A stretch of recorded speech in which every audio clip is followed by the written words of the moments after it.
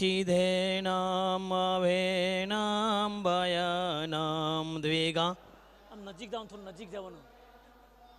ઓહામસ્તો નિરાડામ નરા નામ અહમ નામ છોડો બોલ યમ નયેતિ નણેયમ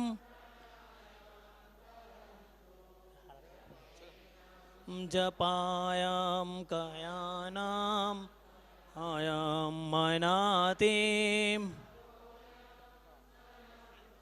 છાડીને તો મૂકી દો. લાવા લાવ. દેનામ વિછંદ વિનય જે વિવર્જિત વસ્તો વિધિ વૈ વેદાંતમ અચંતે નચંત.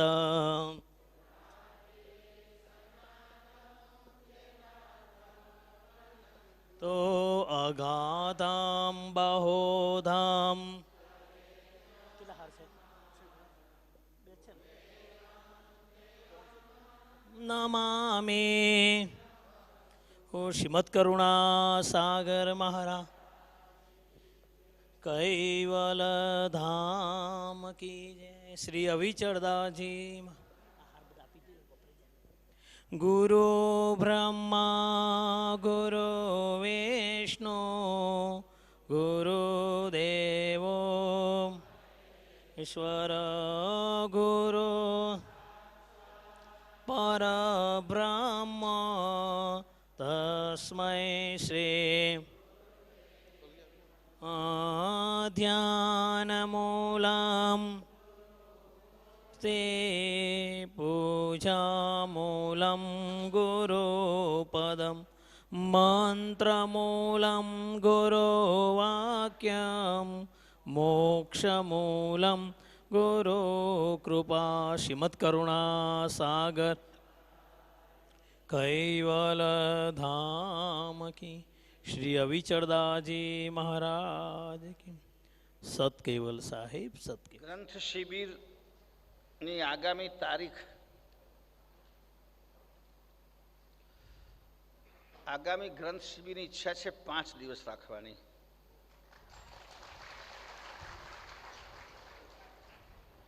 પણ કોઈ યજમાન ના હોય તો આપણે પાસ રાખીશું 500 રૂપિયા. મન થયું તાલીઓ નહીં વાગે પણ થઈ ગયા હતા.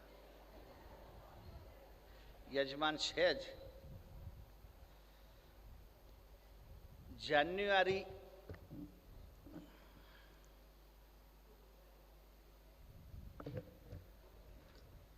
આપણો પ્રસંગ છે એ પૂરો થયા પછી 6 જાન્યુઆરી આપણો મોટો કાર્યક્રમ છે, જેમાં ભારતભરના ખૂબ મોટા મોટા સંતો આવવાના છે. 5 તારીખે એમનું મોટું સંત સમિતિનું અધિવેશન છે. 6 તારીખે સાધુ દીક્ષા સુવર્ણ જયંતિ મહોત્સવની આપણે ઉજવણી કરીશું. અને ત્યાર પછી 9, 10, 11, 12 અને 13 9, 10, 11, 12 અને 13 જાન્યુઆરી એટલે આવનાર બધા 8મી સાંજે આવી જશે. એમાં વચ્ચે પોષ સુધી પૂર્ણિમા પણ આવે છે. એક રવિ શનિ પણ આવે છે. અને 13મી આપણે આ ગ્રંથ શિબિરની પૂર્ણાહુતિ કરવાના છીએ. જેમને રહેવું એને રહેવાની છૂટ છે, કારણ કે 14મી આપણે દર વર્ષે બાલકુંવરમાં ગાદી અભિષેક દિવસ ઉજવીએ છીએ. 14 જાન્યુઆરી આપણે દર વર્ષે બાલકુંવરમાં બાલકુંવર સ્વામીનો મહાઅભિષેક પૂજા, વિશેષ પૂજા બાલકવીર સ્વરૂપની આપણે કરીએ છીએ, એટલે જેમને લાભ લેવો હોય તે પણ લઈ શકાય. એટલે આગામી ગ્રંથ શિબિરની તારીખો 9, 10, 11, 12 અને 13. 5 દિવસમાં આપણી કલ્પના છે કે અગાધબોધ ગ્રંથ આપણે પૂર્ણ કરી દઈશું. મને લાગે થઈ જશે. અગાધબોધ પૂરો થયા પછી કયો ગ્રંથ લઈએ છીએ વિચારીશું. કદાચ પંચમ સંવેદ તૈયાર થઈ જશે નવો છપાઈને આપણે ત્યાં, તો એ લઈશું, ન તો બીજો કોઈ ગ્રંથ લઈશું. પણ આશા રાખીએ છીએ કે પંચમ સંવેદ જેની નવેસરથી ટીકા અમે લખી રહ્યા છીએ, લગભગ 4 સ્કંદ થઈ ગયા, 3 સ્કંદ પૂરા થઈ ગયા અને બીજા 2 રહ્યા છે હવે. પણ ટાઈમ મળતો નથી એટલે મુશ્કેલી પડે છે, પણ છતાંય ગમે તે રીતે થઈ જશે. તો આ પ્રમાણે ગ્રંથ શિબિર, અને 5 દિવસની શિબિર છે એટલે મને લાગે છે કે આપણે સેમિસ્ટર પદ્ધતિ પરીક્ષાની કરી દઈએ, રોજની રોજ સાંજે લઈ લેવી. બરાબર, રોજનો રોજ સેમિસ્ટર. પણ આ વખતે જે લોકો 35થી પણ ઓછા માર્ક આવ્યા છે એમનું લિસ્ટ બનાવું છું, એમને ફરીવાર નહીં આવવાનું, બીજી નિશ્રામાં નહીં આવવાનું, બીજા ગ્રંથ શિબિરમાં નહીં આવવાનું. કે અહીંયા તો જિજ્ઞાસુ લોકો જ આવે.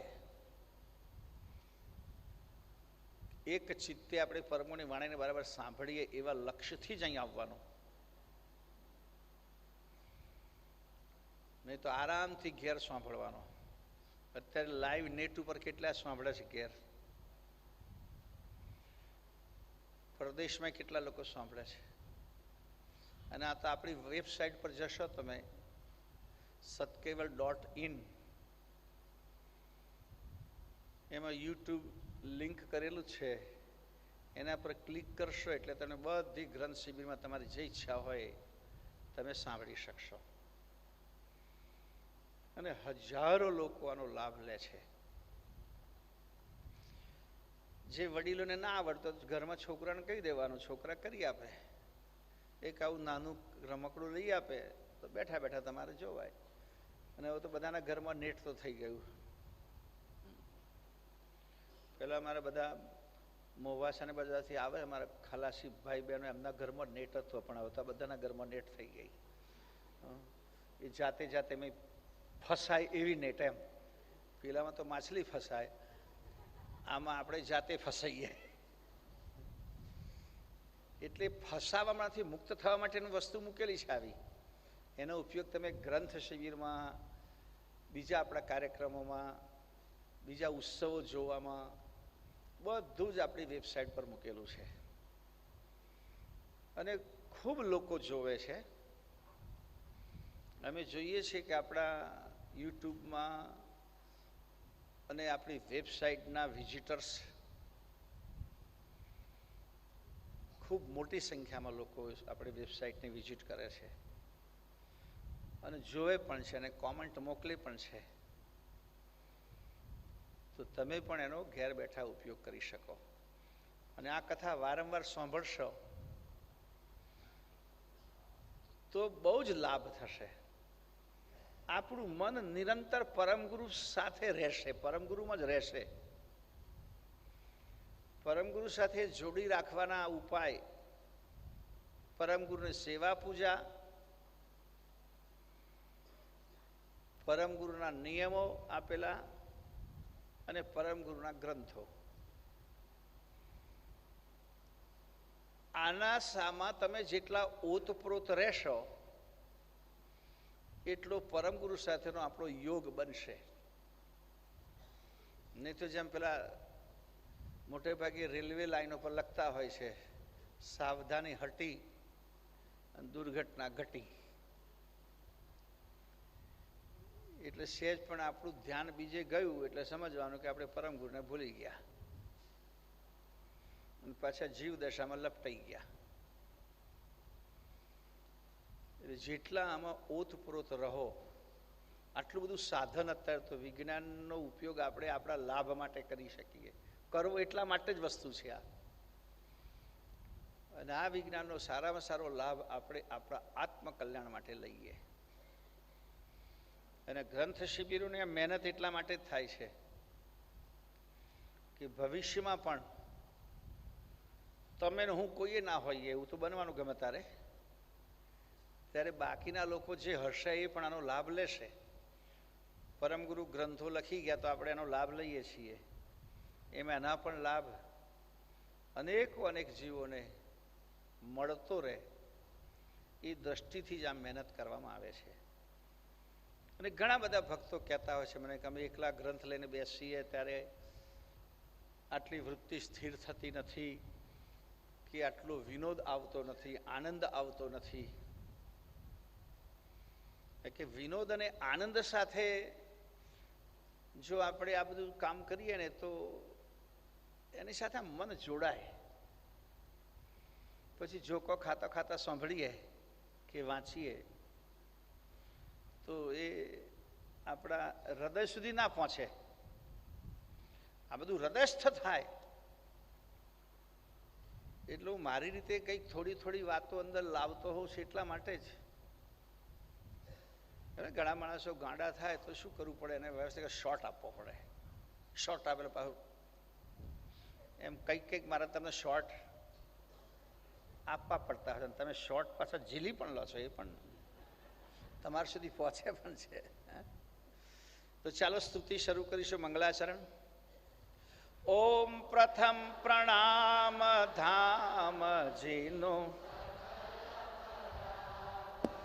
સરલે જાકી શક્ત વ્યક્ત બ્રહ્મ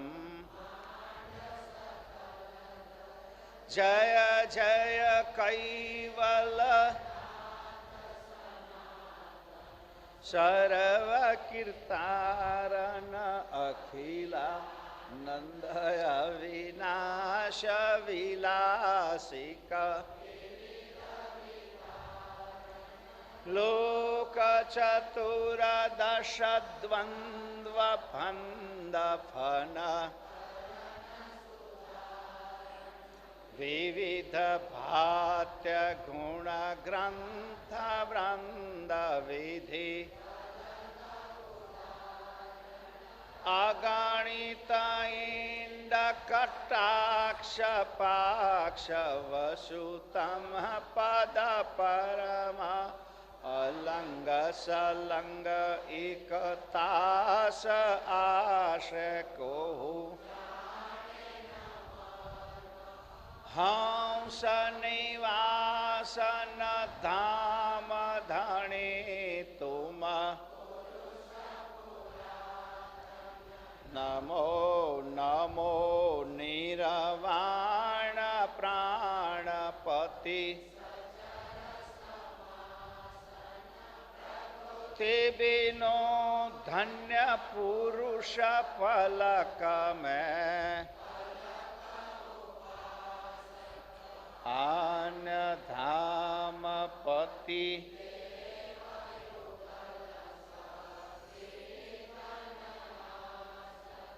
તબ દેવન કે દેવ સકલ શિર સાક્ષીવંત સુત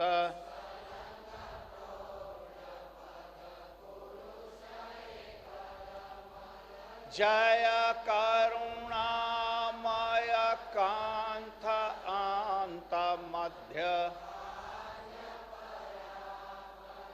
હંસ રૂપ સ્તુતિ કુવેરા નિજ સ્વર મંગલાચરણ પરથમાયેહી ધરણ સજન ઉરત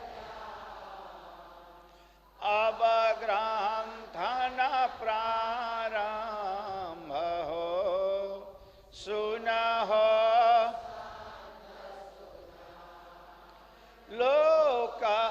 સંખ્ય ઉત્તપના ગતિ સપ્તદીપ સુરધામ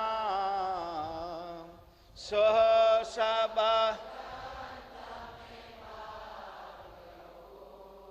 વિવિધ ભાત સકલ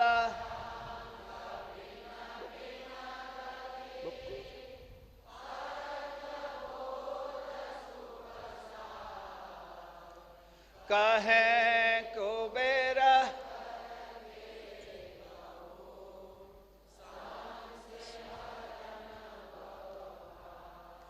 आद्य शक्र स्वराज करुणेश कैवलकर्ता की श्री कृष्ण स्वामी महाराज की परम गुरु श्रीमद करुणा सागर महाराज की द्वितीय कुबेराचार्य श्री नारायण दास जी महाराज की तृतीय कुबेराचार्य श्री बलदेव दास जी महाराज की चतुर्थ कुबेराचार्य श्री भगवान दास जी महाराज की पंचम कुबेराचार्य श्री प्रयागदास जी महाराज की षष्टम कुबेराचार्य श्री शीतलदास जी महाराज की सप्तम कुबेराचार्य श्री अविचल दास जी महाराज की श्री सर्व संतन की श्री सर्वदेवन की श्री ज्ञान संप्रदाय की गुरु गादी सारसापुरी की कैवल धाम की अगाध बोध ग्रंथ श्री प्रारंभ समय का सत कैवल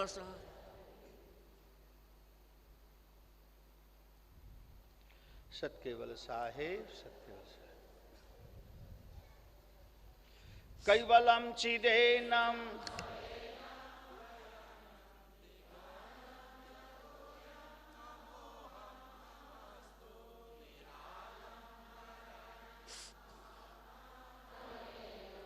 નએતિ નર્ણેયમ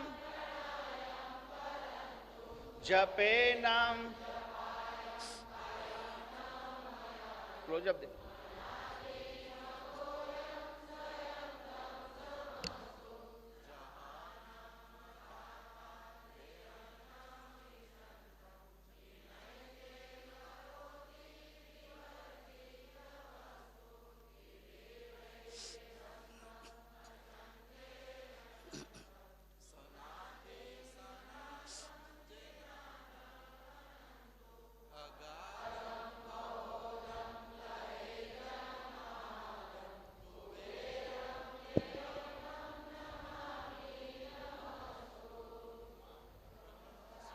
महाराज की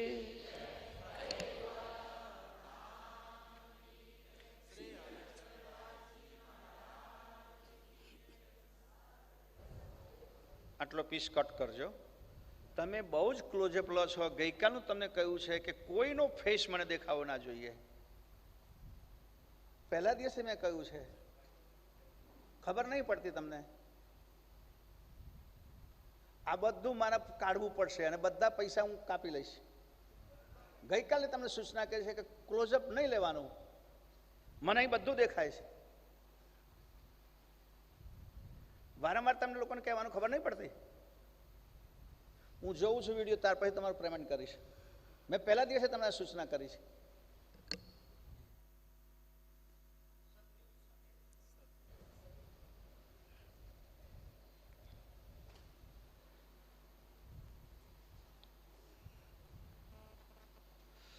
હા, તો અગાધ બોધ ગ્રંથ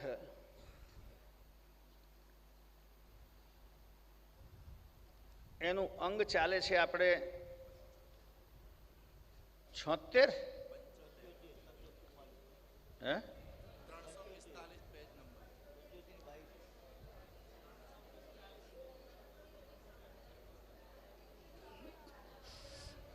મને ખબર છે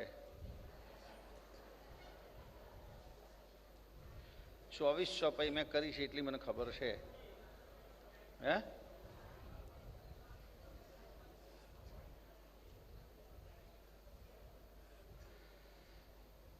24મી ચોપાઈ સુધી આપણે આવી ગયા છીએ અને 25મી ચોપાઈથી આપણે શરૂ કરીએ છીએ. બોલો. જન ગોપાલ આત્મ રામો મમ ચરણ ચિત ઓરણ ઠામો બંધ મા બંધ બંધ બંધ. ગઈકાલ કરતા તમારો સૂર નીચો થઈ ગયો, ખબર પડે છે? ગઈકાલ કરતા સૂર નીચો થઈ ગયો છે. થોડા ઊંચા સૂરે ગાવાનું છે. રોજ એક જ ટાઈપનો સૂર આવવો જોઈએ. બોલો. ગોપાલયા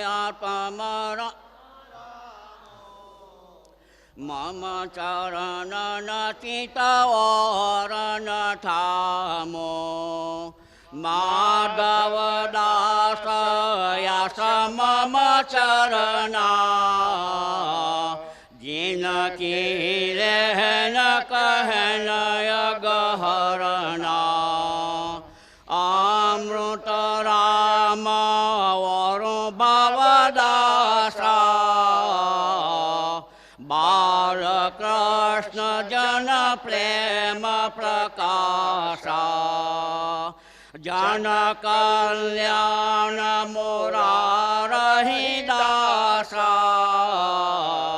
સુંદર દાસ સુખ રામ હિ ખાસા નરસંગ દાસ માનક જન સોઈ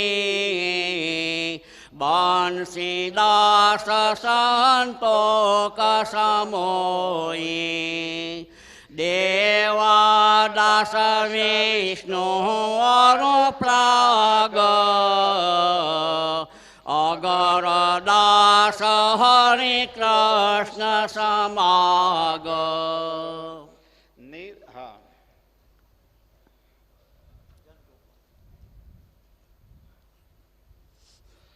જન ગોપાલ આત્મ રામુ મમ ચરણચિત ઓર ન ઠામુ. દિવ્ય પરમ ગુરુ એમના શરણે આવેલા સંતોનું વર્ણન કરે છે. ગઈકાલે જે વર્ણન આવ્યું ખરેખર બહુ જ પ્રેરણાદાયી. વારંવાર હું કહેતો હોઉં છું, અગાધ બોધ ગ્રંથ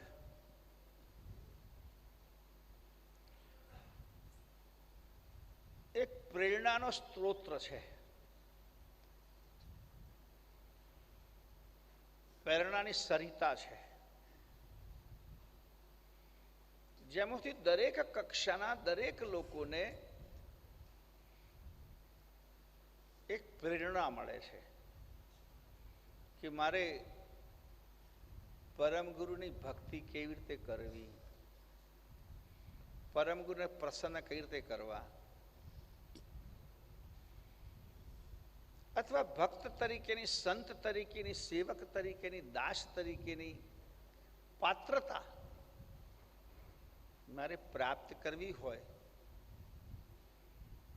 તો શું કરવું પડે. પણ પહેલી વાત તો એક જ છે કે એવો ભાવ જાગે એ મહત્વનો છે. આપણા જીવનમાં એ ભાવ જાગવો જોઈએ કે પરમ ગુરુના પ્રીતિ માટેની પાત્રતા હું કેળવું. અને વિરહ વગર, વૈરાગ વગર શક્ય નથી. આ હું તો ઘણી તમારા સંતોને કહેતો હોઉં છું કે આપણે સાધુ થયા એટલે આપણને એક સરસ ચાન્સ મળ્યો.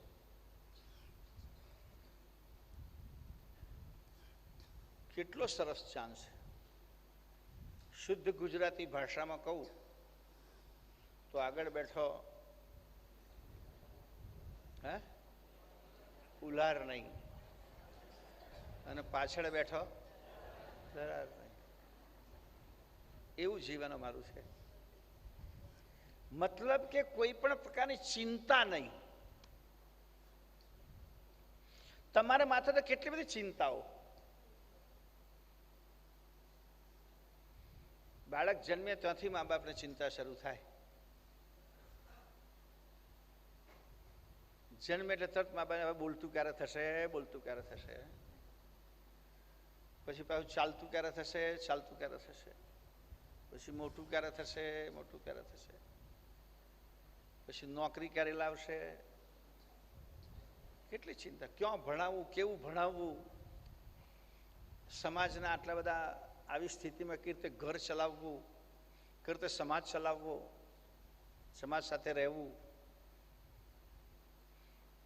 જ્યારે મારા સંતોન તો કોઈ પ્રશ્ન જ નહીં. આવી તક, આવો અવસર ગુરુ મહારાજે આપણને આપ્યો છે. કોઈ પૂર્વનું સત્કર્મ ચોક્કસ હોવું જોઈએ. સાધુ સંત જેટલા બન્યા છે એમનો એટલો તો કહી શકે કે પૂર્વનું સત્કર્મ તો હોવું જ જોઈએ. ને તો ઠાલા ઠાલા નીકળીએ તો એ લોકો લાંબા થઈને પગે લાગે છે, મય છે કે નહીં તો ભગવાન જાણે, પણ તો પૂર્વના પુણ્ય વગર આ શક્ય નથી. એટલે પૂર્વના સત્કર્મના પ્રતાપે સાધુ જીવન પ્રાપ્ત થયું છે. નિશ્ચંત છીએ. મોંઘવારી વધે તોય શું, ઘટે તોય શું.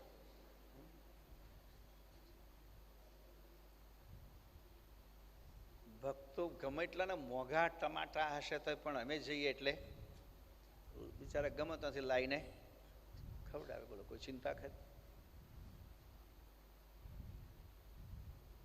એટલે આવી તક, આ અવસર, અને શું અવસર કહેવાય. અને એ સુઅવસરનો પૂરેપૂરો સરસ ઉપયોગ કરવાનો લક્ષ્ય મનમાં હોવો જોઈએ. બસ કે આવો અવસર મળ્યા પછી જો જિંદગી બરબાદ થાય, કશું હાસિલ ના કરી શકીએ, પરમ ગુરુના ચરણમાં પ્રીત ઊભી ના થાય, કોઈને સન્માર્ગે વાળવામાં નિમિત્ત ના બનીએ,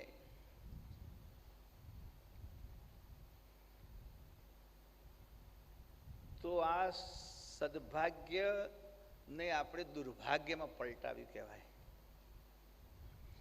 અને મારે તો તે કહેવત છે, મારા વિઠ્ઠલદાસજી બહુ બોલતા હતા પહેલા, સંસાર ઇનકે ટુકડે, સંસાર ઇનકે ટુકડે ગજગજ લંબે દંત, ભજન કરેશો અને તો અવરો કાઢે અંત. જો એમને આવડે છે આ ચોપા, એટલે મેં કહ્યું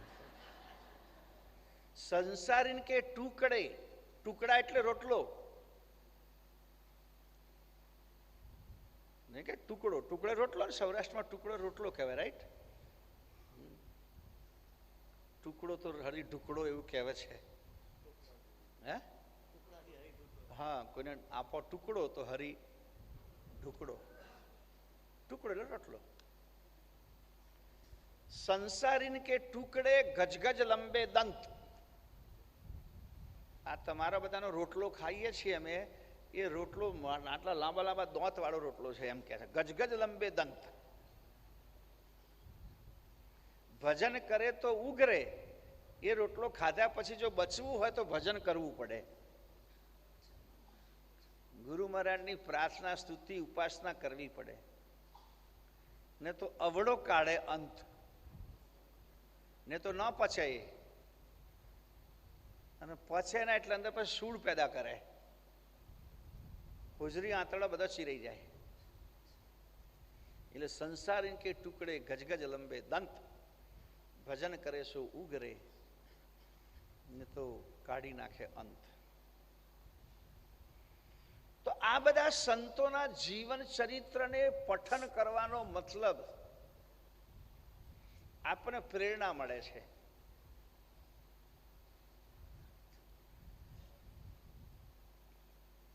કે પરમ ગુરુ ની કૃપા કોને મળે, કેવી રીતે મળે, શું કરવાથી મળે.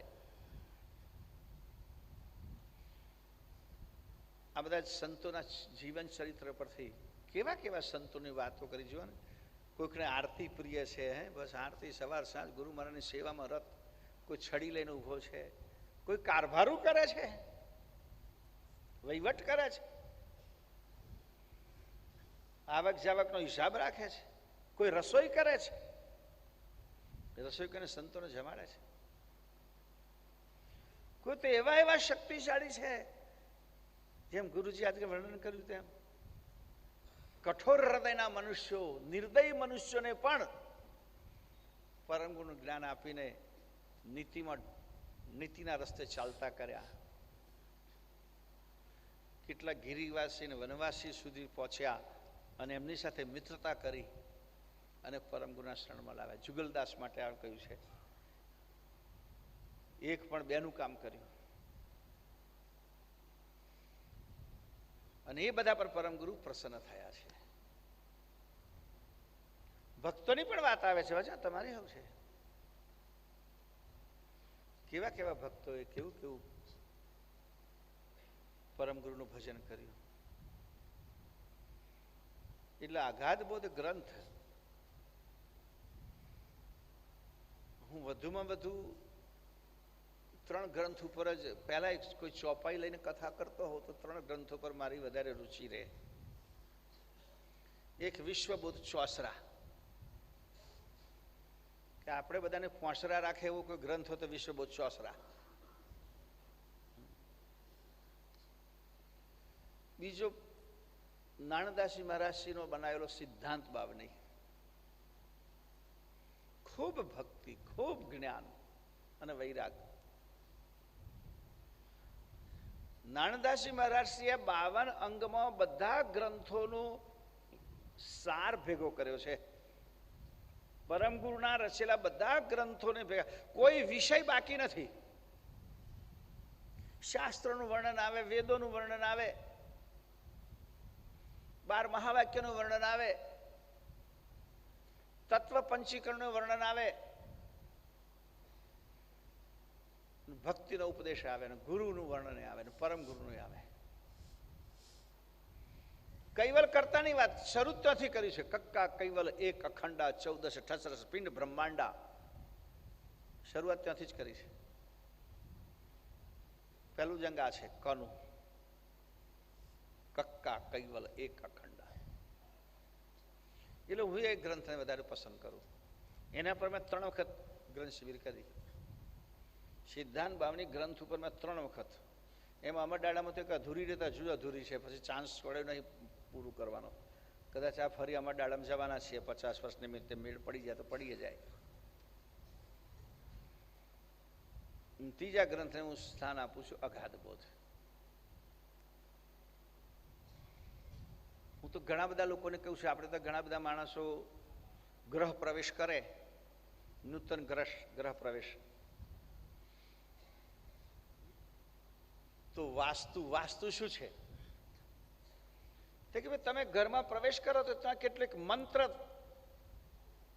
જુદા જુદા પ્રકારના મંત્રોથી પેલા ભાઈઓ ઉચ્ચારણ કરે, યજ્ઞ કરે, કંઈક મંત્ર કરે કે જેથી મંત્રના દ્વારા ઘરનું વાતાવરણ પવિત્ર થઈ જાય. કોઈ અનિષ્ટ તત્વ થયું હોય, કે પાપ થયું હોય, કે હિંસા થઈ હોય, તેનું નિવારણ થઈ જાય. અને આ બધું નિવારણ કરવા માટે મંત્ર જ મહત્વની વસ્તુ છે. જુઓ, પરમગુરુ મહાપૂજાની અંદર આપણે બેસીએ ત્યારે સૌથી પહેલા મારા ભૂદેવ તમને આચમન કરાવે 3 વખત બોલીને, ઓમ કરમ ગુરુવે નમઃ, ઓમ પરમ ગુરુવે નમઃ, ઓમ પરમ ગુરુવે નમઃ. પછી કે હસ્તમ પ્રક્ષામી, હાથ ધોઈ નાખો. આ 3 વખત જે આચમન લેવાનો મતલબ છે કે મંત્ર દ્વારા, કે હાથમાં જળ લીધું એટલે આપણે મંત્ર, પરમ ગુરુના નામથી એને મંત્રી નાખ્યું,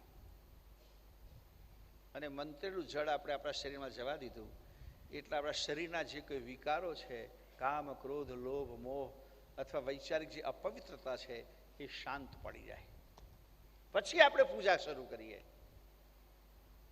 મનમાં આવેશ હોય, મનમાં ક્રોધ હોય, મનમાં ઈર્ષા હોય, અને આપણે પૂજા શરૂ કરીએ એમ નહીં. પહેલા 3 વખત આ પવિત્ર મંત્રેલું જળ પી, જેનાથી તમારું શરીર, તમારા બધી ક્રિયાઓ, બધી ઇન્દ્રિયો, એટલે મંત્ર.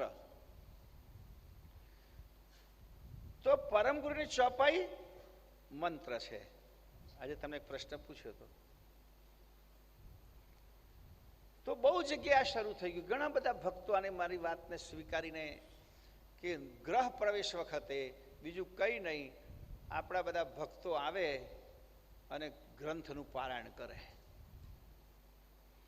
એક સાથે બધા, એક હમણાં જેમ 3 ચોપાઈ બોલે એમ સળંગ ગ્રંથ જ બોલાય. બે પાર્ટી પાડી દેવાની, અડધી ચોપાઈ આ બોલે, અડધા બોલે, અડધા, એટલે એક ઘણું થાક ના લાગે ને, વચ્ચે વિરામ જોઈએ ને.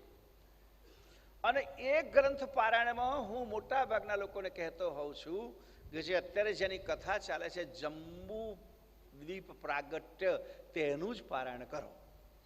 2.5 કલાક થાય.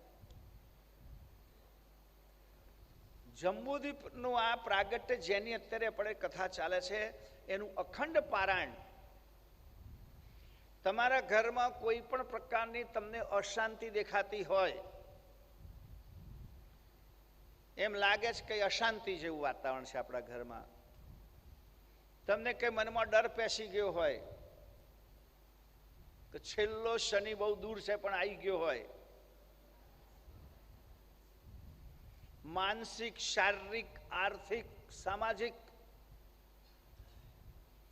કોઈ પણ પ્રકારના સંકટના કારણે આપણે વ્યાકુળતા ભોગવતા હોઈએ,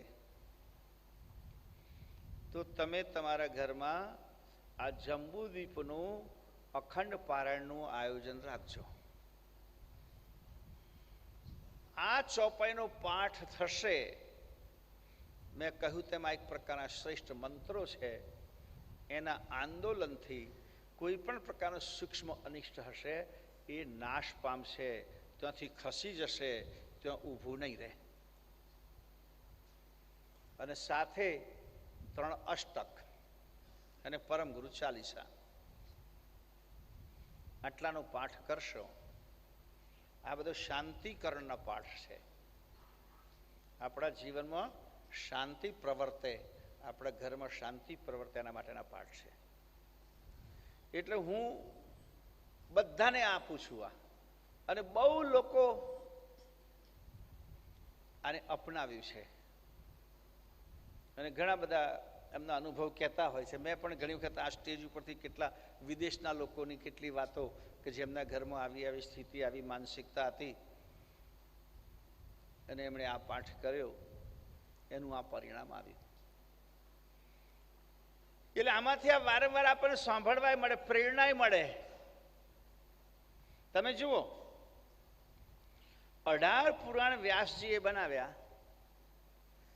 એવું કહેવાય છે કે 17 પુરાણ બનાવ્યા પછી વ્યાસજીના મનમાં અશાંતિ પેદા થઈ કે આ શું કર્યું મેં.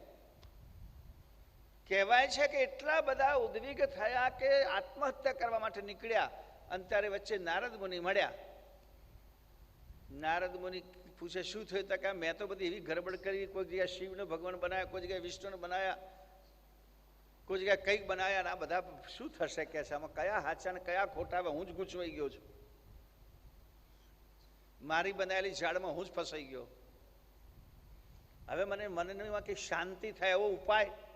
તો કે ભગવાન છોડો, ભક્તોને પકડો અને ભક્તોનું જીવન વૃત્તાંતની કથા કરો. ભાગવતનો મતલબ થાય છે ભગવાનને માનનારા.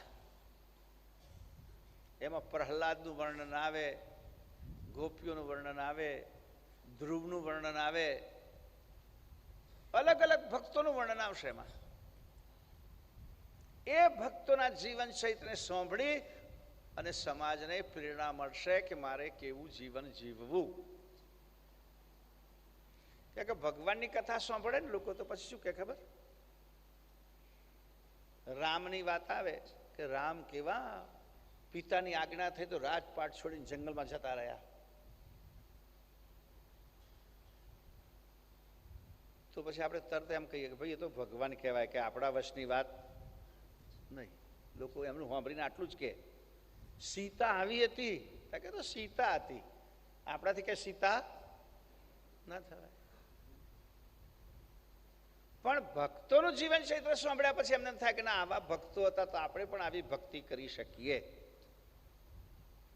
એટલે અગાધ બોધના જંબુદ્વીપનું આ પ્રકરણ, જે અહીંનું પ્રકરણ છે, અહીંની કથા છે, જે જગ્યાએ આપણે બેઠા છીએ તે સ્થાનની આ કથા છે. પાલખી દીપની કથા ક્યાં થઈ હશે? આપણે ક્યાં હતા ત્યાં? સાગદીપની ખબર ને ક્યાં હશે? પણ અહીંયા તો પહેલી જ કે ગુરુ મહારાજ કે મેં એક સારસા ધામ બનાવ્યું અને એ ધામમાં સંતો રહેતા હતા, એ ધામમાં બધા ભક્તો આવતા હતા. એ ધામમાં આવનારા ભક્તો આવા હતા, સંતો આવા હતા, જે ધામમાં આપણે અત્યારે બેઠેલા છીએ. જે કઈ સંતોની વાતો આવે છે એ બધા દિવ્ય સંતો, એ બધા મહાન સંતો આ ભૂમિ પર જ વિચરણ કરીને ગયા છે. આ ભૂમિ પર રહીને જ પરમગુરુની સેવા કરીને ગયા છે. આ ભૂમિમાં રહીને જ એમણે એમનું પોતાનું કલ્યાણ કર્યું છે. અને એવી પવિત્ર ભૂમિમાં આપણે બેઠા છીએ. તમે જુઓ, કોઈ પણ બીજા આખા સંપ્રદાયમાં કોઈ પણ સ્થાન આવું મળી શકે? મોટું મંદિર કોઈ બીજા બનાવી શકે, હજુ તો કોઈ બનાવી શક્યા નથી. પણ જેને જે જગ્યાએ આજ કેટલા બધા સંતોનું વર્ણન કર્યું છે, જોત ખરા. એ સંતો અહીં રહેતા હતા. અક્ષરધામ પોતાનો નિત્ય નિયમ પાળવા માટે અહીં આવતા હતા. આ જગ્યા ઉપર અહીંયા રોજ આવીને પરમગુરુની સન્મુખ બેસીને પરમગુરુના દર્શન કરતા હતા અને સત્સંગ સાંભળતા હતા.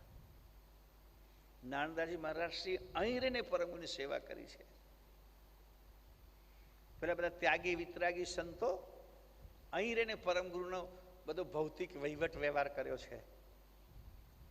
એ બધા સંતો અહીં રહ્યા છે. એટલે આ મોટું તીર્થ છે. આવી કોઈ ભૂમિ આપણા આશ્રમમાં બીજી નથી કે ત્યાં આવી પ્રકારે કોઈ સંતોએ આવા સંતોએ નિવાસ કર્યો હોય. આટલા હશે જે સંતો ત્યાં અલગ અલગ જગ્યાએ, પણ આટલી મોટી સંખ્યામાં આવા સંતો, આટલા ભક્તો અહીં આવીને ગયા હોય, આવી બીજી જગ્યા, એટલે આથી બીજું કોઈ મોટું તીર્થ આપણા માટે હોઈ શકે નહીં. આથી બીજું મોટું તીર્થ ના હોઈ શકે. અને એનો પ્રભાવ જોઈએ છે આપણે, આપણા પ્રભાવ દેખાય છે. દિન પ્રતિદિન પરમગુરુની જે કીર્તિ, યશ જે રીતે વધે છે એ આ ભૂમિનો પ્રતાપ છે. એટલે ભૂમિને આપણે વંદન કરીએ, પ્રણામ કરીએ, પણ સાથે સાથે એ પણ કહી દઉં તમને કે ભૂમિમાં આવ્યા પછી કશું ગંદકી કરીએ તો ગુરુ મહારાજ ગમે ત્યાંથી આવીને દંડો મારે જ. કદાચ એ પોતે ના આવે તો મને કહી દે તું ફટકાર દે જાય. બાપજીને આવી પવિત્ર જગ્યા, એમાં આવીને પછી આપણે શારીરિક માનસિક કોઈ પણ પ્રકારની, ચાહે શારીરિક હોય કે માનસિક હોય, કોઈ પણ પ્રકારનું અપવિત્ર આચરણ અહીં આવીને કરીએ તો ગુરુ મહારાજ સહન કરે નહીં. આટલા સંતોએ તપસ્યા કરી છે, આટલા બધા સંતોએ ત્યાગી વૈરાગી થઈને જીવન જીવ્યા છે, પવિત્ર મનથી પરમગુરુની સેવા કરીને આટલા બધા મોક્ષ ગતિને પામવા સુધીની એમણે ગતિ પ્રાપ્ત કરી છે. એવા સંતો જે ભૂમિ પર આવીને અહીં વસીને ગયા, એ ભૂમિના આંદોલનો, એનો પ્રભાવ, એની જેટલી પવિત્રતા સાચવીએ એટલા પ્રમાણમાં આપણને અસર કરે. એટલે સહેજ પણ મનમાં અપવિત્ર ભાવ જાગે, ખોટો અહંકાર જાગે, ખોટો એક પ્રકારનો આડંબર જાગે તો પરમગુરુ સહન ન કરે. ધ્યાન રાખજો. પરમગુરુ પછી એવી ભૂમિકા ઊભી કરે કે તમારાથી અવાય જ નહીં, આવતો પગ પાછા પડે. અને પરમગુરુએ મને અહીં રખેવાળ મૂક્યો છે, એટલે કદાચ તમારે આવવું હોય તો ટાઈમ ટેબલ જોવું પડે કે ગુરુજી છે કે નહીં. ના હોય તો જઈ આવીએ એમ. પડે કેટલાને બિચારાને એવું, ઘણા ભક્તો એવી રીતે દર્શન કરવા આવે કે પૂછે કે બાપજી ત્યાં છે, ગુરુજી છે, તો આપણે જઈએ તો પરમગુરુના દર્શન થાય અને બાપજીને પણ મળાય. અને કેટલાક દુર્ભાગ્ય એવા છે કે ભાઈ ગુરુગાને દર્શન કરવા તો જવું છે, પણ બાપજી ના હોય તારે હોતો ટાઈમ. પેલા દુર્ભાગ્ય છે. એટલે આપણામાં એવું દુર્ભાગ્ય ના આવે એ ચોક્કસ આપણે વિચારવું. તો આ બધા સંતો, જન ગોપાલ આત્મા રામુ મમ ચરણ ચિત ઓર ન ઠામું, મારા ચરણ સિવાય બીજી કોઈ જગ્યાએ એમનું ચિત્ત નહોતું ચોંટતું કે છે. એમને ચિત્તને નિવાસ કરવાનું બીજું કોઈ ઠામ નહીં, એક જ ઠામ જ્યાં એમનું ચિત્ત વિરામ પામતું હતું, અને એ ઠામ પરમ ગુરુનું શરણ. માધવદાસ આશ્રમ ચરણા. માધવદાસ નામના એક સંત હતા જેમને એક જ આશા શું છે કે પરમ ગુરુના ચરણ. જિનકી રેણ કહેણ અબહરના, એટલે એમની રહેણી કરણી અગહરના, પાપ હરે એવી ગુરુ મહારાજના ચરણ સેવાનું. હમણાં મેં વચ્ચે દાખલો આપ્યો ને, પેલા મારા એક સંત ઓફ થઈ ગયા, મારે તાત્કાલિક અમેરિકાનો પ્રવાસ છોડીને તો જવું પડ્યું હતું. ત્યાં બધી થોડીક અશાંતિ ઊભી થઈ ગઈ હતી. હવે બે સાધુઓ સરસ કે ભાઈ અમારે તો એવું છે ને આ બધું જે સાધુઓમાં ત્યાં કે ચરણ દબાવીને ચેલો થવાય. ચરણ દબાવીને ચેલો થવું હોય તો ચરણ દબાવો ગુરુજીના. ગુરુજીના ચરણ દબાવી ચેલો થવાય અને ગળું દબાવીને ગુરુ થવાય. કે ગુરુ જાય તો આપણે ગુરુ તરીકે ચાન્સ લાગે.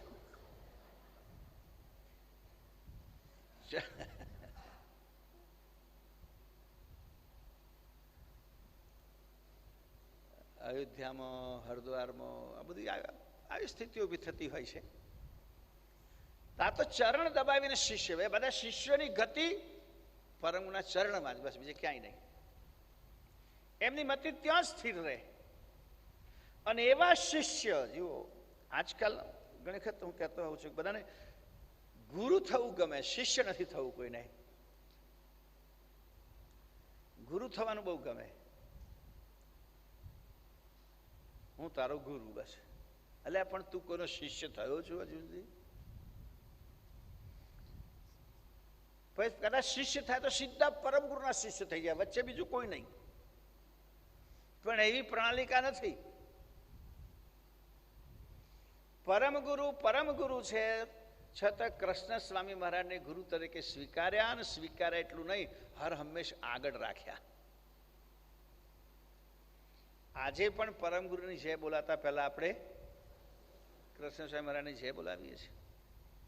અને દેવળમાં દર્શન કરવા જઈએ ત્યારે પેલા કૃષ્ણ સ્વામી મહારાજને વંદન કરીને પછી જ પરમ ગુરુને નમન કરવા જઈએ છીએ.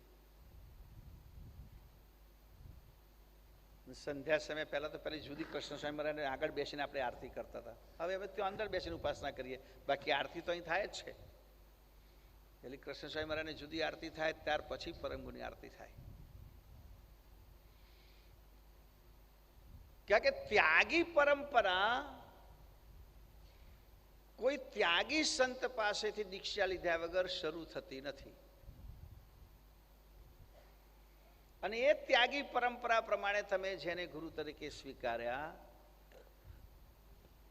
એ ગુરુને છોડીને તમે સીધા પરમ ગુરુ સાથે પહોંચી છો, એવી કોઈ નિસરણી નથી, એવી કોઈ સીડી નથી. એ પરંપરા શતપ્રસિદ્ધ છે. એટલે એ જે ભાવ, ગુરુની સેવા કરી શકતા નથી, સીધા ગુરુ થઈ જાય, એમ પોતાને ગુરુ થવું, પાછું પોતાને ગુરુ થવું છે. પણ જે પોતે જીવનમાં સાચો શિષ્ય બની શકે એ જ સાચો ગુરુ થઈ શકે. અને સાચો શિષ્ય તે કે જે ગમે તેવા સંજોગોમાં પણ જેમની પાસેથી દીક્ષા લીધી એ ગુરુની સેવામાં એ પાછો ના હટે, એ આજ્ઞા નિભાવવામાં પાછો ના હટે. અને ગુરુ એમના હૃદયમાંથી એક આશીર્વાદ નીકળે કે આ શિષ્યની સેવાથી હું પ્રસન્ન છું, એ શિષ્યનું જીવન સફળ છે. એ સિવાય બીજું બધું વ્યર્થ છે. એટલે ગુરુ બનતા પહેલા શિષ્ય બનવું બહુ જરૂરી છે. ગુરુ બનવું તો સહેલું છે. તો અહીંયા આ બધા સંતોના દિવ્ય જીવન, આ બધા હમણાં દિવ્ય જીવન કહેવાય, સામાન્ય જીવન નહીં. દિવ્ય જીવન, પ્રેરણાસ્પદ જીવન, જેમાંથી આપણને આધ્યાત્મિક પ્રેરણા મળે છે. જીનકે રેણ કેણ અગહરના, આ સંતો એવા હતા કે જેમની રહેણી કરણી જોવાથી આપણું અજ્ઞાન દૂર થાય, આપણું પાપ દૂર થાય. અગ એટલે પાપ. એટલી પવિત્ર રહેણી કરણી કે રહેણી કરણીનું અવલોકન કરતા જ આપણે નિર્મળ થઈ જઈએ, કારણ કે એમાંથી પ્રેરણા આપણને એવી જ મળે ને. એ તો ગુરુ તેવા છેલ્લા. તમે જેને ગુરુ માની જેની પાસે ફરતા હોય એમના જીવનની પ્રેરણા તમને મળે અને એવું આપણું જીવન બને. મારા ગુરુ મહાન હોય તો મને એમાંથી વિશેષ પ્રેરણા મળે, એવી જ પ્રેરણા મળે. એટલે આવા સમર્થ ગુરુ મળવા એ પણ સદભાગ્ય છે.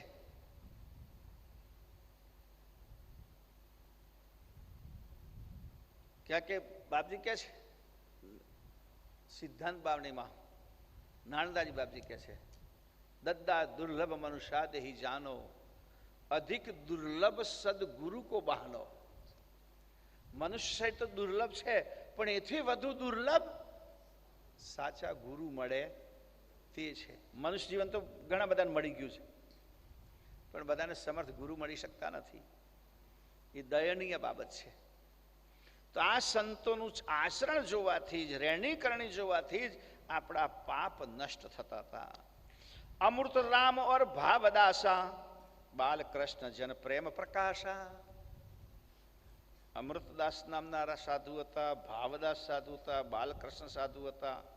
આ બધા જ સાધુઓ મનુષ્યોમાં, બધા સમાજમાં, લોકોમાં એમનો પ્રેમ પ્રકાશિત થયેલો, બધાને એમના તરફ પ્રેમ ઊભો થાય એવું એમનું વલણ હતું. લોકો એમને પ્રેમ કરતા હતા. જન કલ્યાણ મોરા રહીદાસા, કલ્યાણદાસ, મોરારદાસ, સુંદરદાસ, સુખરામ હી ખાસા. સુખરામદાસ આ ખાસા, ખાસા એટલે અંગત ખાસ હતા. પરમ ગુરુ કહે છે આ બધા સંતો મારા ખાસ ખાસ હતા. ખાસ સંત, જેમ તમે કહે ખાસ મિત્ર, એમ ખાસ સંત. ખાસ મિત્ર તમે કોણ કહો?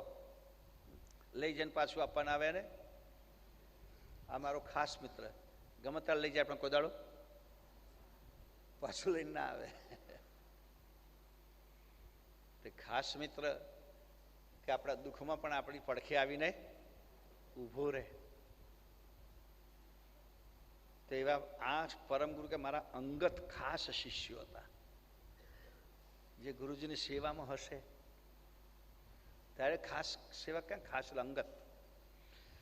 નરસંગદાસ માણક જન સોઈ. નરસિંહદાસ હતા, માણેકદાસ હતા, બંસીદાસ સંતોક સમોઈ. બંસીદાસ હતા, સંતોકદાસ હતા, દેવદાસ વિષ્ણુવર પ્રાગ. દેવદાસ હતા, વિષ્ણુદાસ, પ્રાગદાસ, અગરદાસ અને કૃષ્ણદાસ. આ બધા સંત પુરુષો દિવ્ય પરમગુણા સમાગમમાં રહેતા હતા. સમાગ આ બધા ગુરુ મહારાજના શરણમાં સમયને રહેતા હતા. નિર્મલદાસ પુરાણ મથુરાએ, શ્યામદાસ કેશવ સુખદાયે.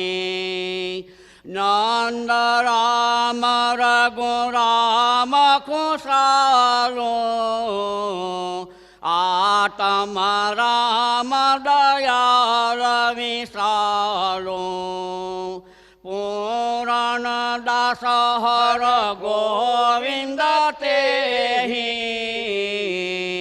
જગન્નાથ રતન દાસ જેહી. ગંગા રામ મુન દાસ સોઈ,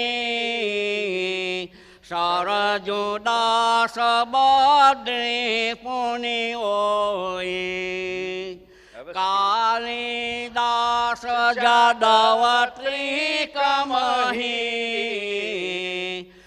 રઘુનાથ નારણ ગમ સમહી ગરીબ દાસ દાસન કે દાસા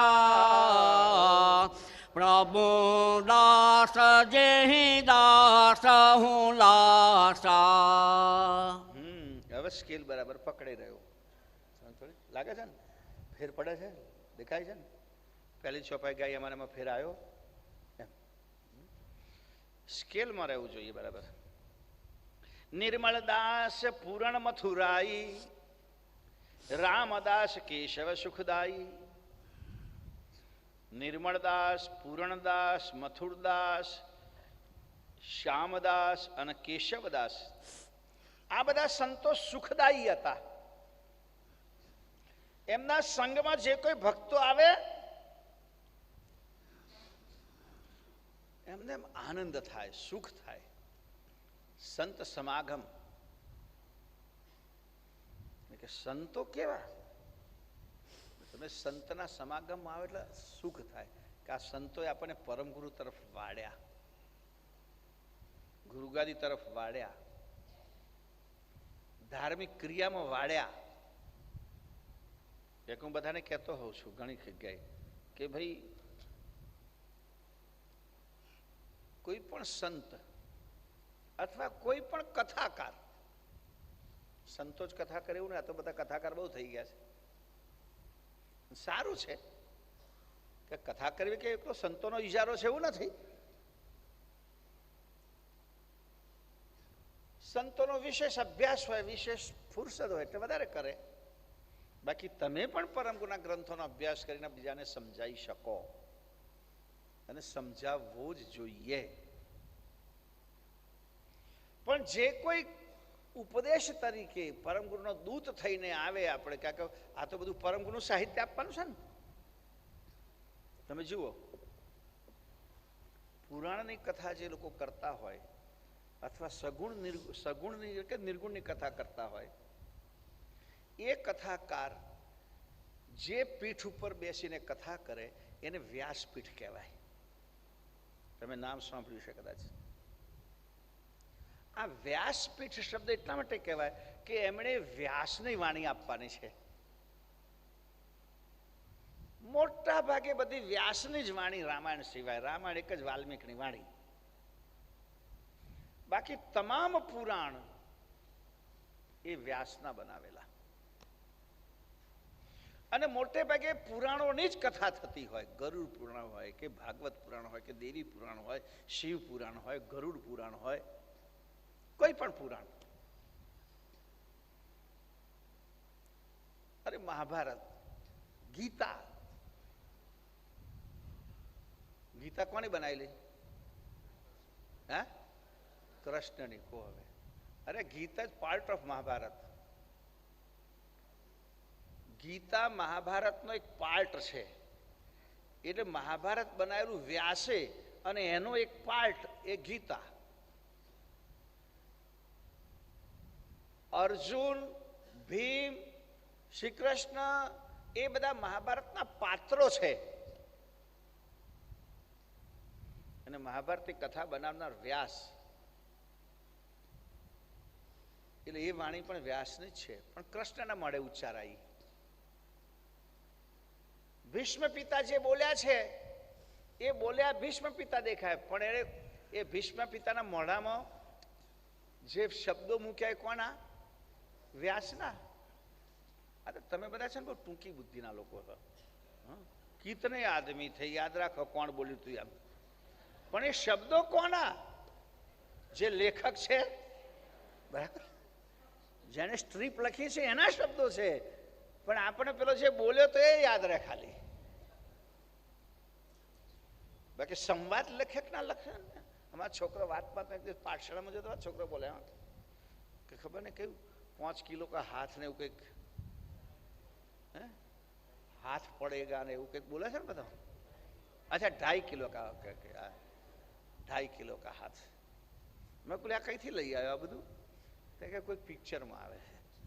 તેમણે જે કોઈ બોલતો તેનું નામ દીધું, જે બતાવ્યો તો, જેના મોઢામાં શબ્દો મૂક્યા હતા, જે એક્ટર વગેરે જે કોઈ છે પણ એકચ્યુઅલી શબ્દો કોના? જેણે આ સંવાદ લખ્યા તેના. પણ લોકો સંવાદ કોણે લખ્યો યાદ નથી હોતો લોકોને. એ લેખકને કોઈ યાદ નહીં કરતો. કોણ બોલ્યું એ જ યાદ રહેશે તમને બધા, બરાબર છે? ફલાણો હીરો બોલ્યો તો, પણ મેઇન આ મગજ કોનું છે? જેને સંવાદ લખ્યા તેનું છે. એ બિચારાનું કોઈ બોલતું નથી, કોઈ કહેતું નથી કશું. એવું આ બધું છે કે ગીતાના શબ્દોની રચના કરી છે વ્યાસે, પણ બોલ્યું કોણ? કૃષ્ણ. એટલે આપણે કહીએ આ બધી વ્યાસની વાણી. એટલે વ્યાસની વાણી જ્યાંથી બોલાવાય, જે જગ્યાએ કોઈ પણ માણસ જે ગાદી પર બેસીને બોલે, જે તખત ઉપર બેસીને બોલે, એ તખતનું નામ કહેવાય વ્યાસપીઠ. કે વ્યાસની વાણી બોલાય છે. ગમે તે કથાકાર હોય પણ એ બેઠો હોય એટલે કહેવાય વ્યાસપીઠ. આપણે તો ગણિત કેટલા લોકો કહેતા હતા વ્યાસપીઠ ઉપર પૂજ્યપાદ ગુરુજી બેસે. મેં કહું વ્યાસપીઠ પર નહીં બેસું, કારણ કે વ્યાસની વાણી મારે બોલવાની જ નથી. હું તો કૈવલ જ્ઞાનપીઠ ઉપર બેસીશ, કારણ કે આ કૈવલ જ્ઞાન બોલવાનું છે, પરમ ગુરુનું જ્ઞાન છે. તો કેટલા શબ્દો રૂઢ કરી ગયા હોય ને, એ રૂઢિ પ્રયોગો આપણામાં શબ્દ તરીકે આવી જાય. તો અહીંયા આપણે જે બોલીએ છીએ તે પરમ ગુરુની વાણી. કોઈ પણ જ્ઞાન સંપ્રદાયનો પ્રવચન કરનારો, કથા કરનાર વ્યક્તિ એને પરમ ગુરુના વચનોને જ લોકો સુધી પહોંચાડવાના છે. અને એ વચનો દ્વારા એણે પરમ ગુરુમાં જ લોકોની પ્રીતિ ઊભી કરવાની છે. પરમ ગુરુનો મહિમા ઊભો થશે, પરમ ગુરુમાંની પ્રીતિ જાગશે, પરમ ગુરુનું જ્ઞાન સાંભળશે, એટલે ચોક્કસ એની કૈવલકાર વૃત્તિ થવાની જ છે. પણ ત્યાં સુધી પહોંચવાનો આધાર પરમ ગુરુ. એટલે ગુરુ ગાદીનો શું પ્રયત્ન છે? બહુ સ્પષ્ટ વાત સમજો. રાત દિવસ આપણે કોઈ પણ ઉત્સવ ઉજવીએ, કોઈ પણ પ્રવૃત્તિ કરીએ, ગુરુજીને નિશ્રા હોય કે ગ્રંથ શિબિર હોય કે કોઈ ઉત્સવ હોય કે સાયંકાલ ઉપાસના કેન્દ્ર હોય, સત્સંગ કેન્દ્ર હોય, જે કંઈ પ્રવૃત્તિ આપણે ચલાવીએ છીએ તે બધાનો પરમ ગુરુ પ્રત્યેનો પ્રેમ વધે. પ્રેમ વધેની સાથે છે નેમ વધે. એકલો પ્રેમ નહીં, પ્રેમ નેમ પ્રીતે કરી ધરો શ્રીમત કુબેર શરણ, નાણદાસ નિશ્ચય કહે મીટે જન્મ ને મરણ. અહીંયા પ્રેમ નેમ બે ચાર વખત શબ્દ આવી ગયો, જો તમે યાદ હોય તો. પ્રેમ પણ વધે અને નિયમ પણ વધે, અને દરેક અનુયાયી નિયમ પાડતો થાય. પરમ ગુરુ કે ભાલ તિલક કરો, પરમ ગુરુ કે પ્રણિપત વિધિનો કોઈ પણ મળે તો સતકલ સાહેબ અવશ્ય કહો. અમર મંત્ર છે તો જાપ કરો. આમ તો જાપ 2720 એવું કહ્યું છે, પણ જેટલા થાય એટલા ચોક્કસ કરો, રોજ નિયમિત. અને અર્ષદ વાક્ય છે ઉપાસક બિન અંશ કે કાર્ય કભુ ન હોય તબ તે કરહી ઉપાસના પરમ ગુરુ કી સોઈ. તો પરમ ગુરુની ઉપાસના કરો. આ નિયમો અને પ્રેમપૂર્વક આ નિયમો પાડો. સતત ગુરુ ગાદીની આ પ્રવૃત્તિઓ. એટલે હું તમને બધાને એ જ કહેતો હોઉં છું કે કોઈ પણ તમારે ત્યાં પારાયણ કરવા, લઘુ પારાયણ કરવા, સત્સંગ કરવા કોઈ પણ ભક્ત આવે, સંત આવે, બહુ ઠેઠની વાતો કરે તો બહુ એમાં લલચાવું નહીં. પેલી નીચેની કર, જમીન ઉપર પગ મૂક પહેલો, પછી બીજી વાત કર. અને જમીન ઉપર પગ એટલે ગુરુ ગાદી દ્વારા જે કે પ્રવૃત્તિઓ ચાલે છે એ પ્રવૃત્તિઓ સાથે લોકોને જોડવા. આપણી પ્રવૃત્તિ ચાલે છે કે ભાઈ કમસે કમ તમે અઠવાડિયામાં એક વખત તો તમામ લોકો સમૂહ ઉપાસનામાં ભેગા થાવ. આપણી પ્રવૃત્તિ ચાલે કે અઠવાડિયામાં એક દિવસ ચોક્કસ આ ગ્રંથ શિબિર દ્વારા જે કથાઓ થઈ છે એને ક્રમશઃ ભેગા થઈને ચોક્કસ સાંભળો. ગુરુ ગાદીની પ્રવૃત્તિ ચાલે છે કે ભાઈ જે નિશ્રાઓનું આયોજન થાય છે તો જે કોઈ બાકી છે એને ચોક્કસ નિશ્રામાં લાવો, જેથી એમને પરમગુણા જ્ઞાનનો મહિમા નવી પેઢીને ખાસ 20 થી 40, અને આજે ફરી તમને આદેશ આપું છું, આ વાત યાદ કરાવું છું કે 20 થી 40 ની વચ્ચેનો આપણા પરિવારમાં કોઈ પણ વ્યક્તિ ગુરુજીની નિશ્રામાં આયા વગર રહેવો જોઈએ નહીં. તમારા પરિવારની વાત કરું છું. તમારો પરિવાર કેટલો મોટો છે તમને ખબર છે કે મારા બાપાને 2 ભાઈઓ 2 ફોઈઓ, એટલો નહીં. પરમ ગુરુનો પરિવાર આપણો તમારો બ્લડ રિલેશન વાળો પરિવાર નહીં, બિંદુ રિલેશનનો પરિવાર નહીં, લક્ષ્ય રિલેશનનો પરિવાર.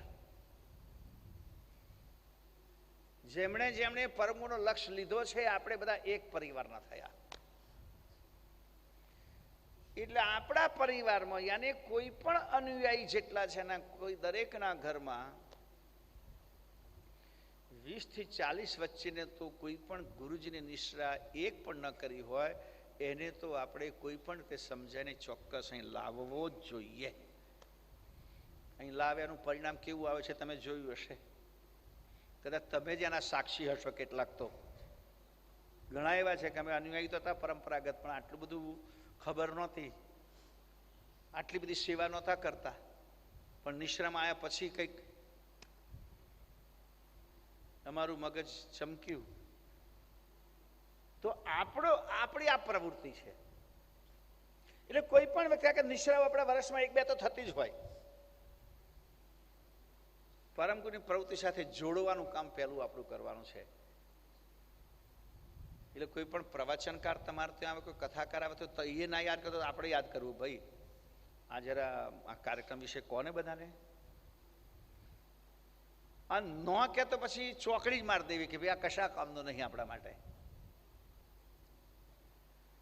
ગુરુગાદીની પ્રવૃત્તિ સાથે ભક્તોને જોડવાનો બહુ મહત્વનો વિષય છે આપણો, અને એની પાછળનો ઉદ્દેશ આપણો છે કે પરમગુરુ સાથે લોકોને જોડવા.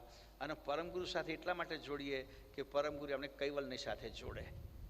આ કનેક્શન છે, ધ્યાન રાખજો. સીધા થર્મલ પાવરમાંથી કરંટ ના મળે,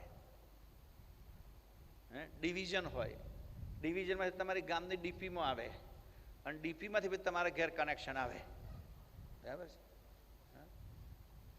તો કોઈ કથાકાર આવે સમજવાનું તમારા ગામમાં એક ડીપી આવી, એ ડીપીને કનેક્શન હોય મોટા ડિવિઝન સાથે, એટલે ગુરુગાદી. પછી સીધું થર્મલમાંથી કરંટ લાવે ને તો બાળી નાખે બધું આપણે ઘરનું.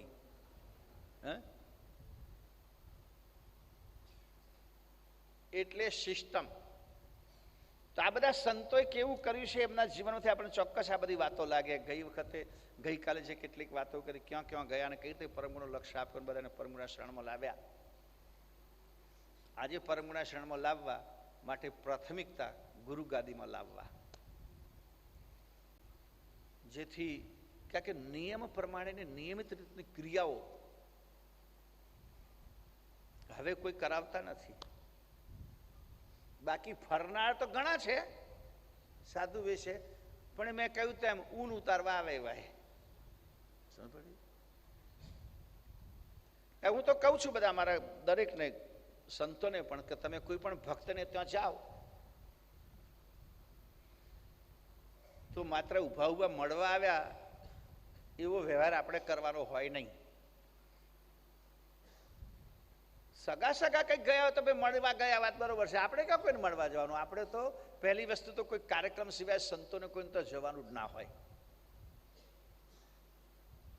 અને જાય એટલે કાર્યક્રમ હોવો જ જોઈએ.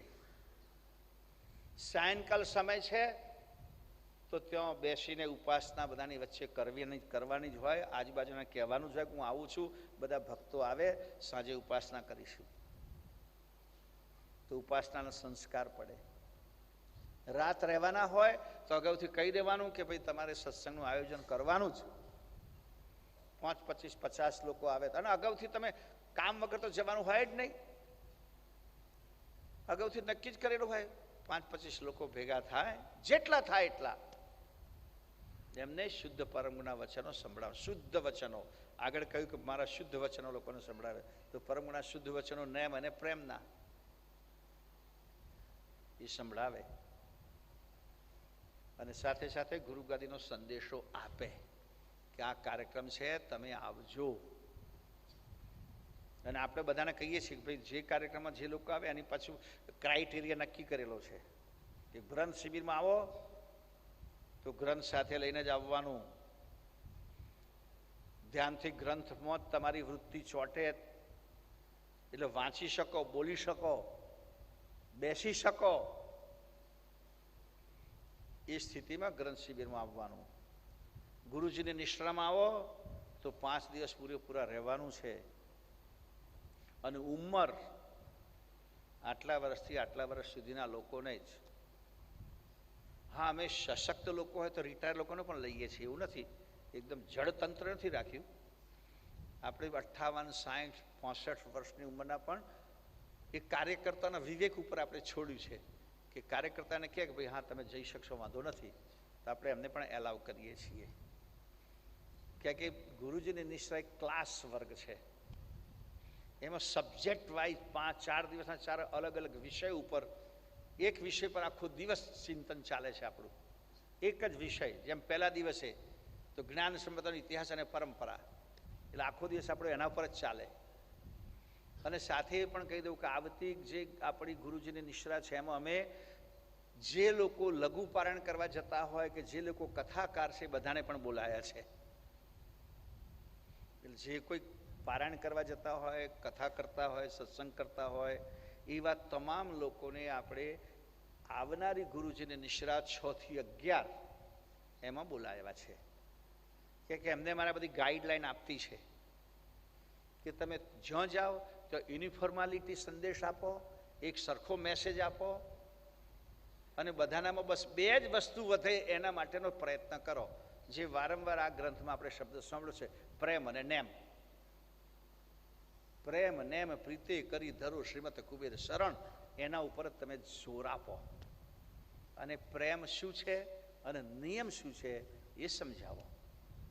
એટલે આ વાત આપણે બધાએ ખાસ ધ્યાનમાં લેવાની છે. આ બધા ચરિત્ર ઉપરથી આપણે આ બધું શીખવાનું છે. તો અહીંયા કે આ બધા સંતો નિર્મળદાસ, પૂરણ મથુર થઈ ગયું ને, કાલિદાસ, જાદવ, ત્રિકમ, રઘુનાથ, નારાયણ ગમ સમહી, ગરીબદાસ, દાસન કે દાસા, પ્રભુદાસ જહી દાસ ઉલાસા. ગરીબદાસ દાસનાય દાસ. જુઓ, આપણે ત્યાં પરંપરાની વાત કરું ત્યારે કરુણાસાગર મહારાજે કૃષ્ણ સ્વામી મહારાજ પાસે દીક્ષા લીધી. કૃષ્ણ સ્વામી મહારાજ વૈષ્ણવ પરંપરાના સંત હતા. વૈષ્ણવ પરંપરા એ ભક્તિ પ્રધાન સંપ્રદાય છે. એટલે એમાં દાસનું મહત્વ છે, દાસનું મહત્વ. તો વૈષ્ણવ પરંપરામાં જેટલા સાધુ હોય એ સાધુના નામની પાછળ દાસ લાગે અથવા રામ લાગે. એ લોકો બધાની પાસે રામ લગાડે. હો, વૈષ્ણવોની પંગતમાં આપણે જમવા બેસીએ ને, વૈષ્ણવ એટલે આ પેલા આ શું નામ, વલ્લભકુળ વાળા નહીં, વૈષ્ણવ એટલે રામાનંદી, વૈરાગી. એમની પંગતમાં જમવા બેસો તમે એ સાધુઓની, તો પીરસવા આવે તો શું કહે ખબર? ભાત રામ, ભાત રામ, ભાત રામ, ભાત રામ, દાળ રામ, દાળ રામ, દાળ રામ, બધાની પાછળ રામ. રોટી રામ, રોટી રામ, રોટી રામ. શ્રીખંડ રામ તો નહીં બોલતા કે નહીં હોય વખતે. એટલે એમના સાધુ સંતોની પાછળ રામ અથવા દાસ, એ જ પ્રણાલિકા આપણામાં આવી છે. જુઓ, બધા સાધુની પાછળ દાસ લખેલું છે. એટલે દાસ એ ભક્તિ પ્રધાન ભાવ છે. દાસનો દાસ એટલે સેવકનો પણ સેવક. હું તો દાસનો દાસ છું એમ કે પરમ ગુરુ જે સેવા કરતો હોય દાસ એની હું સેવા કરું એવો, એટલે ત્રીજા ચોથા ક્રમનો દાસ.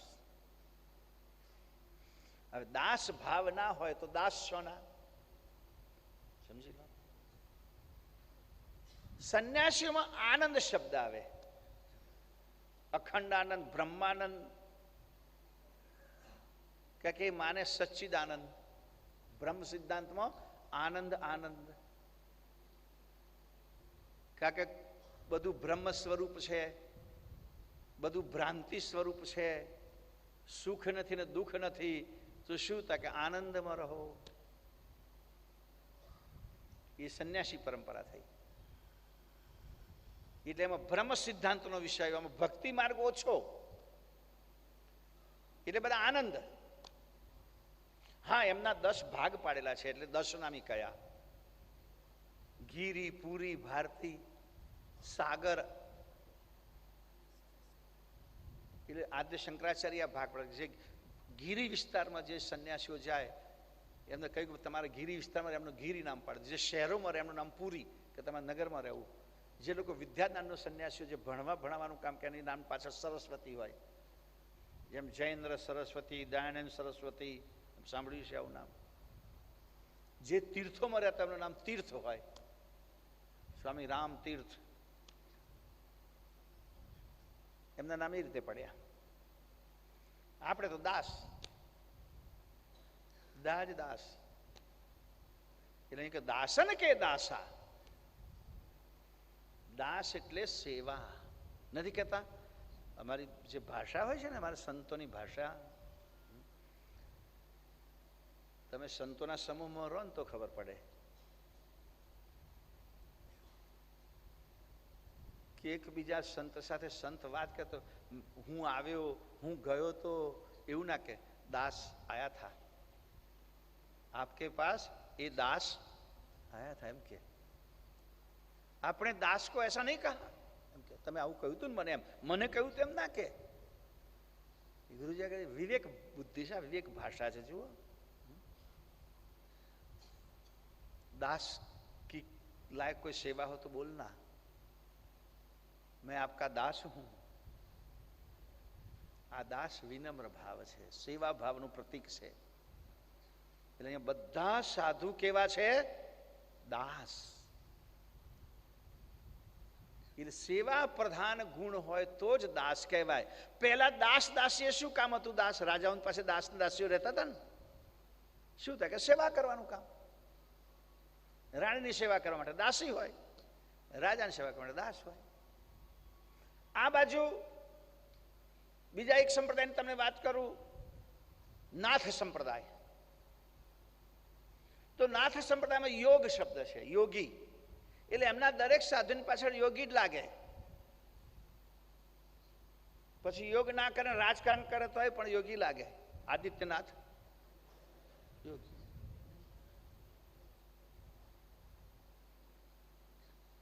યોગી શબ્દ જ આવે. આપણે દાસ ને પેલા યોગી.